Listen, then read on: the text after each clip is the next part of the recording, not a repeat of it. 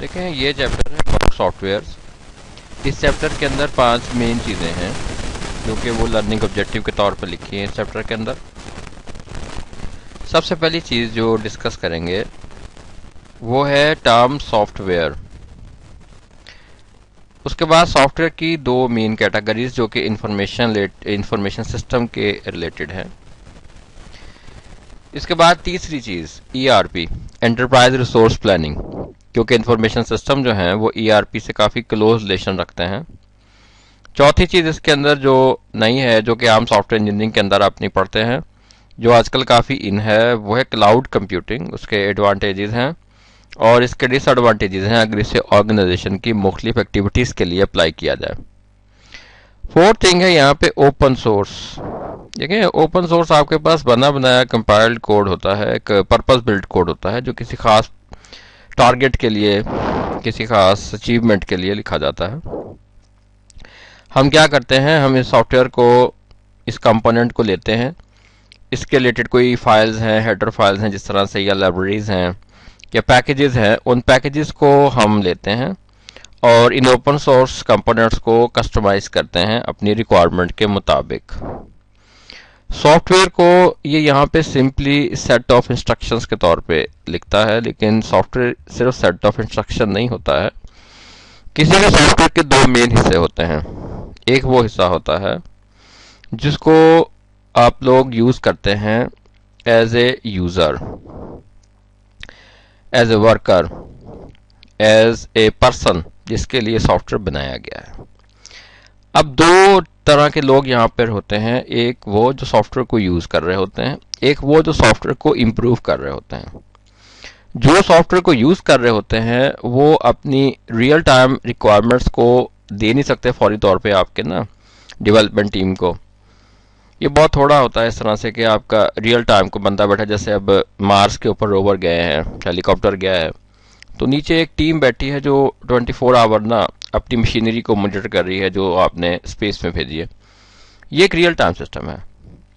اسی طرح سے بینکنگ سسٹم ہوتا ہے. اگر آپ بینکس میں جائیں گے نا، آپ بینکرز کے پاس جائیں، ان سے پوچھیں تو وہ آپ کو بتائیں گے کہ ان کے 35 36 40 50 ہر بینک کے حساب سے ان کے ہر وقت سافٹ ویئر ڈیولپرز کی ایک ٹیم ہوتی ہے جو ان کے سسٹم کو مانیٹر کر رہی ہوتی ہے. آپ کسی بھی بینک کے پاس جائیں گے تو وہ آپ کو بتائیں گے کہ ہمارے 35 to 60 یا 50 soft where engineers round the clock banking system کو مانیٹر کرنے کے لیے بیٹھتے ہیں.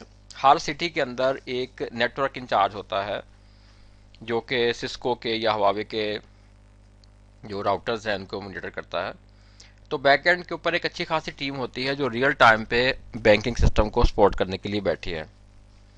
لیکن جو ہم لوگ عام انفارمیشن سسٹم بناتے ہیں جیسے ویب سائٹس ہیں، تو اس میں اتنا ہمارے پاس کیپٹل نہیں ہوتا، اتنا ہمارے پاس ریسورسز نہیں ہیں، نہ اتنی ضرورت ہے کہ ہم انہیں ریئل ٹائم سپورٹ کریں. تو ہم کیا کرتے ہیں، ہم سافٹ ویئر کے اندر ہی ایک کیپیبلٹی رکھتے ہیں جو کہ سافٹ ویئر کی ورکنگ کو مانیٹر کرتی ہے، سافٹ ویئر کا پلیٹ فارم کے ساتھ ریلیشن ایویلیویٹ کرتی ہے، سافٹ ویئر کا پرسن کے ساتھ. اب اگر میں آپ سے پوچھوں کہ ہماری یونیورسٹی کی ویب سائٹ کے ٹوٹل کتنے پیجز ہیں، آپ کو تو نہیں پتا، آپ نے کاؤنٹ نہیں کیا، لیکن جس نے ویب سائٹ بنائی ہے اس کو تو پتا ہے نا. اور کون سا پیج سب سے زیادہ دیکھا جاتا ہے، جس وقت ایڈمیشن کا وقت آتا ہے تو ایڈمیشن کے پیج کو کتنی دنیا دیکھتی ہے اور اس پیج کے اوپر کتنی انفارمیشن جو ہے وہ اویلیبل ہے، اور کون سی انفارمیشن زیادہ کروشل ہے جس کو کئی لوگ پڑھتے ہیں. تو یہ سافٹ ویئر کے اندر ایک سافٹ ویئر ہوتا ہے جو کہ اس کے ہر پورشن کی، اس کے ہر اسپیکٹ کی جو ہے وہ کیلکولیشن کرتا ہے. اگر یہ کیلکولیشن کوئی سافٹ ویئر کرتا ہے تو وہ ایک سکسیسفل سافٹ ویئر بنتا ہے. جیسے مائکروسافٹ ورڈ ہے، مائکروسافٹ ورڈ کے اندر کون سے کمپوننٹ دنیا میں زیادہ یوز ہوتے ہیں، بولڈ دن میں کتنی بار یوز ہوتا ہے، انڈر لائن کتنی بار یوز ہوتا ہے. مائکروسافٹ کی کمپنی اپنے ہر کمپوننٹ کے ہر آپشن کا مکمل ٹریک رکھتی ہے، اور جب ان کے نئے ورژن آتے ہیں نا مارکیٹ کے اندر، تو جو آپشن زیادہ یوز ہوتی ہیں ان کو وہ زیادہ پرومیننٹ کر دیتے ہیں، جو کام یوز ہوتے ہیں ان کو پیچھے کر دیتے ہیں. مائکروسافٹ کے اندر کئی ایسے فیچرز ہیں جو کہ آپ کو حیران کر دیتے ہیں، جیسے اس کے اندر میکروز آپ ایڈ کر سکتے ہیں. اگر ویژول بیسک کے اندر آپ کو پروگرامنگ آتی ہے، میکروز آپ کو لکھنے آتے ہیں، تو ہزاروں میکروز اویلیبل ہیں جو مائکروسافٹ آفس کے اندر ہم امبیڈ کر سکتے ہیں. تو یہ چیز ہمارے پاس جس وقت سافٹ ویئر کو ڈیفائن کریں گے تو ہم کہیں گے کہ سافٹ ویئر 2 حصوں پر مشتمل ہوتا ہے. ایک تو وہ سافٹ ویئر ہوتا ہے جو کہ یوزر کے استعمال کے لیے ہے، اور ایک سافٹ ویئر وہ ہوتا ہے جو سافٹ ویئر کے اندر امبیڈڈ ہوتا ہے سافٹ ویئر کے ہر کمپوننٹ کی ورکنگ کو مانیٹر کرنے کے لیے. So a successful software is always consisted over two things. ایک چیز کہ software and the software about software. اور اس کی نیڈ دن بدن بڑھتی جا رہی ہے. ہماری ویب سائٹس کو مانیٹر کرنے کے لیے کئی قسم کے ٹولز اویلیبل ہیں, ٹیسٹنگ کے ٹولز اویلیبل ہیں. ایک آدمی نے 40 سے 50 ویب سائٹ بنائی ہیں, وہ کلائنٹ کو سپورٹ کرنا چاہتا ہے تو وہ 40 سے 50 ویب سائٹس کو روز اوپن نہیں کر سکتا. اس کو کسی سافٹ ویئر کی ضرورت ہے جو اس کی 40 سے 50 ویب سائٹس کو مانیٹر کرے اور اپنے کلائنٹس کو سیٹسفائی کرے regarding their requirements. So every successful software has two parts. One is the operational part, other is the part regarding the operations of the software. General definition تو یہی ہے کہ software set of instructions ہے. بھائی یہ definition بڑی پرانی ہے, عام لوگوں کی ڈیفینیشن ہے یہ, ناٹ فار دا پروفیشنلز. ہمارے جیسے جو پروفیشنل فیلڈ کے لوگ ہیں ان کے لیے software is something else. صرف کوڈنگ کی حد تک سافٹ ویئر نہیں ہے, software has many aspects. اب یہاں پر جو یہ ٹائپس آف سافٹ ویئر کو ڈسکس کرتا ہے اس میں ظاہری بات ہے کہ یہ ایک آپریٹنگ سسٹم کو لے کے چلتا ہے. 7 آپریٹنگ سسٹمز ہیں اور اپلیکیشنز ہیں. آپریٹنگ سسٹم ہے اینڈرائڈ آپریٹنگ سسٹم ہے. اینڈرائڈ آپریٹنگ سسٹم کے اوپر جو سافٹ ویئرز ہیں وہ سارے کے سارے وہ ہیں جو آپ کو شارٹ کٹ سٹیپس کے اندر کام کر کے دیتے ہیں. جیسے امیج آپ نے کیپچر کرنے ہیں, ویڈیو کیپچر کرنی ہے, میسج سینڈ کرنا ہے, ڈاؤن لوڈ کرنا ہے, آپ نے بلوٹوتھ کے ساتھ کنیکٹیوٹی کرنی ہے. تو یہ ایسے اپلیکیشنز ہیں 80% سے 90% اپلیکیشنز جو کہ لیٹسٹ سروے ہے کہ 80 to 85 یا 90% اپلیکیشنز جو کہ ایک عام یوزر اپنے موبائل فون پہ رکھتا ہے وہ 3 اسٹیپ اپلیکیشنز ہوتی ہیں. آپ نے کال کرنی ہے 3 اسٹیپ ہے, میسج کرنا ہے 3 اسٹیپ ہے, آپ نے انٹرنیٹ اوپن کر کے URL انٹر کرنا 3 اسٹیپ ہے. تو ایوریج 3 اسٹیپ یعنی 3 سے 4 ہو سکتے ہیں, 2 ہو سکتے ہیں, لیکن میجورٹی اپلیکیشنز آپ کے پاس 3 اسٹیپ اپلیکیشنز کہلاتی ہیں. So operating system is basically a very robust thing جو کہ آپ کی ڈفرینٹ اپلیکیشنز کو ایگزیکیوٹ کرانے کے لیے انوائرمنٹ کو پرووائڈ کرتا ہے. اب یہاں پہ ملٹیپل آپریشن کے نام لکھے ہوئے ہیں. آپ نے پورا OS کا کورس پڑھا ہوا ہے تو میں اس کو اتنا ڈیٹیل میں نہیں لے کے جاؤں گا. آپ وہی چیزیں پڑھ لیجیے گا یا یہاں سے جو آپ کو مناسب لگے پڑھ لیں. Application software you are yourself the developers of application softwares. آپ لوگ خود ایپلیکیشن سافٹ ویئرس ڈیولپ کرتے ہیں.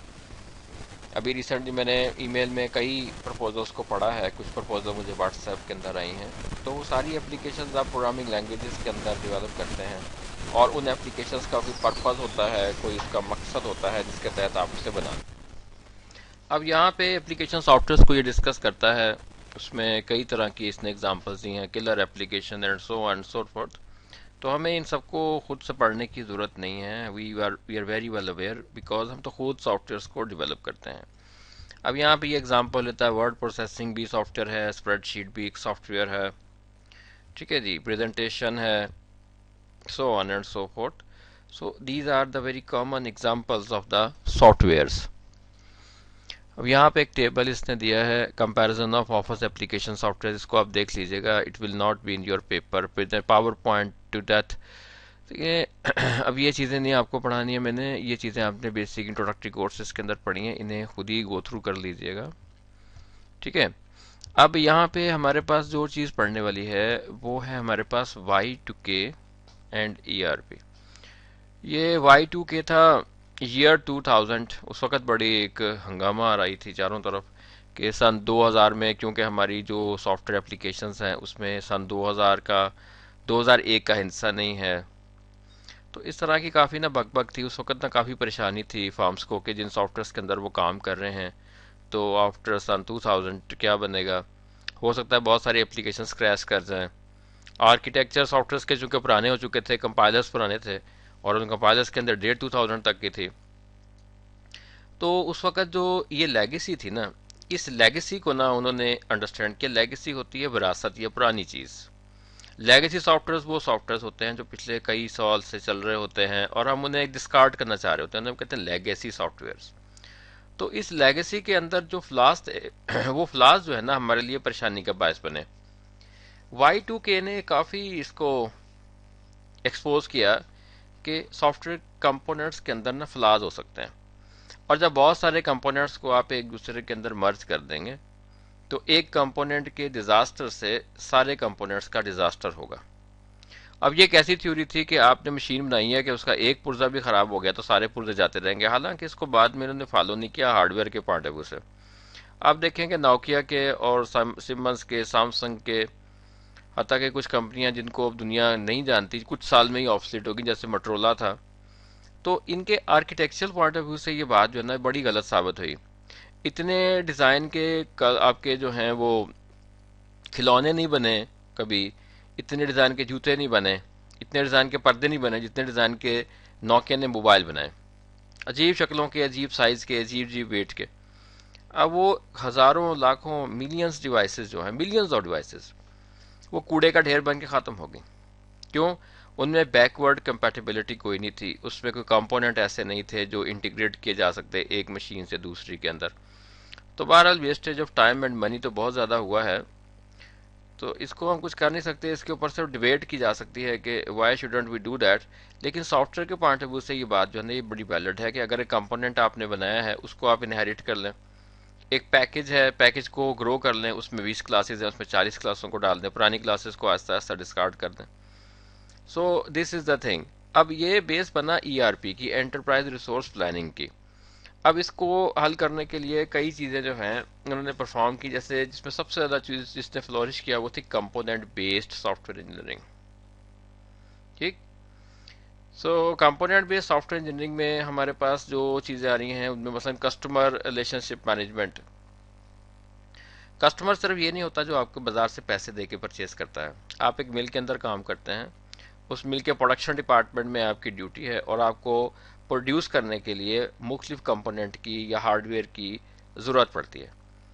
تو مل کا ایک یونٹ جو ہے وہ دوسرے یونٹ کے لیے کسٹمر ہوتا ہے۔ آپ کو الیکٹریسٹی کا کام کرانا ہے فارم کے اندر، تو آپ نے باہر سے کسی کو نہیں بلانا، فارم کا اپنا الیکٹریسٹی ڈپارٹمنٹ ایک انڈیپینڈنٹ یونٹ کے طور پہ آپ کے ساتھ چلے گا۔ اب ہوتا کیا ہے، ایک تو بجٹ مینجمنٹ آسان ہو جاتی ہے، پیسے کا گھپلا بالکل نہیں ہوتا، ایلیمنٹس کی موبیلٹی کنٹرولیبل ہوتی ہے، سٹاف کی موبیلٹی کنٹرولیبل ہوتی ہے۔ چائنا کے اندر اگر آپ دیکھیں نا، تو چائنا کے اندر جہاں پہ یہ کامن آرٹیکلز جیسے آئرنز ہیں، واشنگ مشینز ہیں، آپ کے یہ بورڈز ہیں، الیکٹریسٹی کے بلبز ہیں، تو پوری ایک انٹرپرائز کے اندر یہ چیزیں بن رہی ہوتی ہیں۔ اب وہاں پر ان کے انجینئرس کو اگر آپ دیکھیں تو ان کے پاس ہلکے موٹر سائیکل یا سائیکل ہوتے ہیں، تو ایک چین مینیجر ہوتا ہے، سپلائی چین مینیجر۔ وہ سپلائی چین مینیجر جو ہے وہ اپنی چھوٹی آٹو موبائل کے اوپر یا بائسیکل جو ان کا کمپیوٹرائز ہوتا ہے اس کے اندر بھی انہوں نے چھوٹا ایک ڈیوائس لگائی ہوتی ہے جو کہ آپ کے جو مشینری ہے، ڈرائیونگ مشینری ہے، موٹر بائک ہے، یا کچھ کے اندر امبیڈ کی ہوتی ہے۔ تو وہ مانیٹر کر سکتا ہے کہ میں کس یونٹ کے اندر جو ہے نا وہ ڈلیوری دینے جا رہا ہوں۔ مثلا 2 یونٹس آ رہے ہیں تو راستے میں اگر کوئی بڑا یونٹ آ رہا ہے تو وہ ان کی ڈیمانڈ بھی ساتھ ہی میٹ کرتا جاتا ہے، تو وہ کسی ڈاکیے کی طرح نہ بھاگا پھرتا ہے بڑے بڑے یونٹس کے اندر۔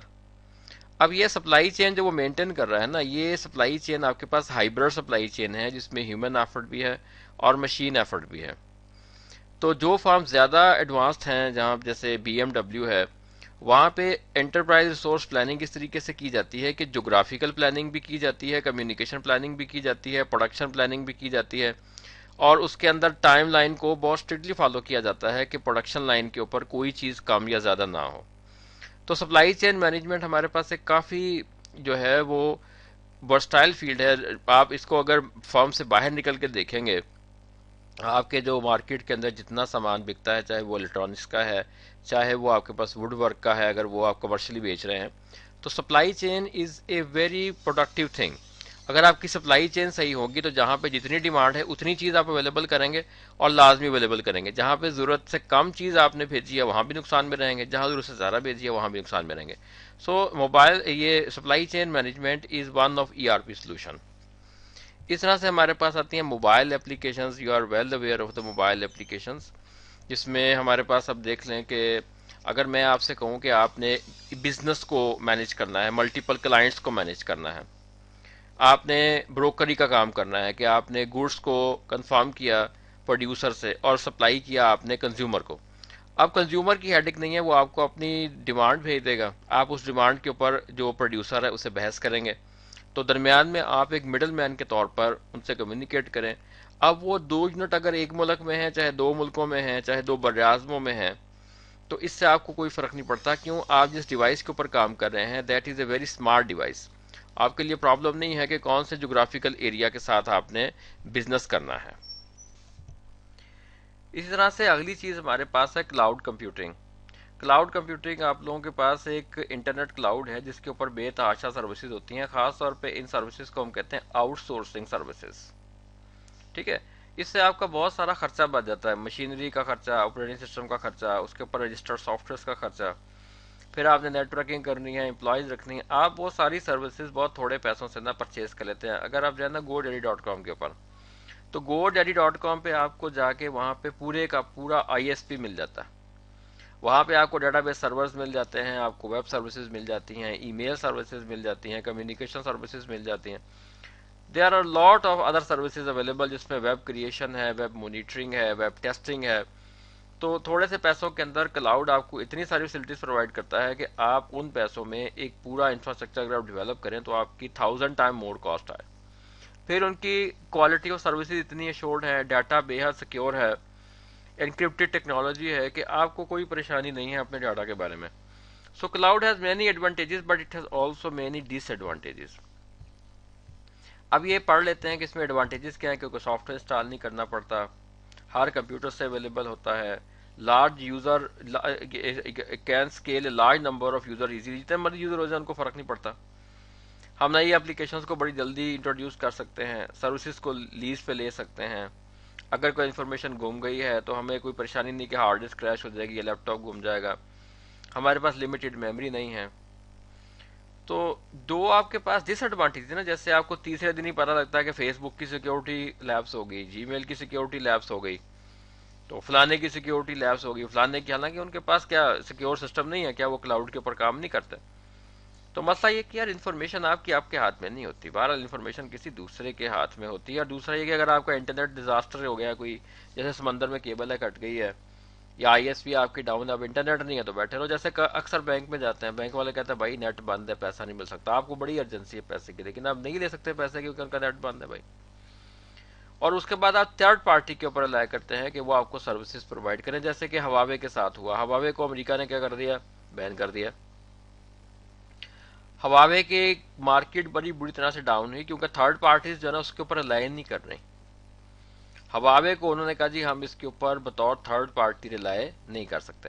اب جو ہواوے یوزرز ہیں ان کے لیے تو بڑی پریشانی ہے کہ ہواوے کے اوپر جتنی اپلیکیشنز بند ہوں گی امریکہ کی اور برطانیہ کی، تو وہ لوگ تو پھر سوئچ کریں گے پلیٹ فارم سے، ان کا نقصان ہوگا. So these are the few disadvantages کہ بہرحال پرائے ہاتھ میں جب کام چلا جاتا ہے نا تو پریشانی بھی بنتی ہے. Using a private cloud. دیکھیں پرائیویٹ کلاؤڈ آپ تو خود بنا سکتے ہیں، پرائیویٹ کلاؤڈ ہم بھی بنا سکتے ہیں. ہمارے پاس یونیورسٹی میں سرورز ہیں، راؤٹرز ہیں، تو ہم اپنی کلاؤڈ سروسز بھی شروع کر سکتے ہیں.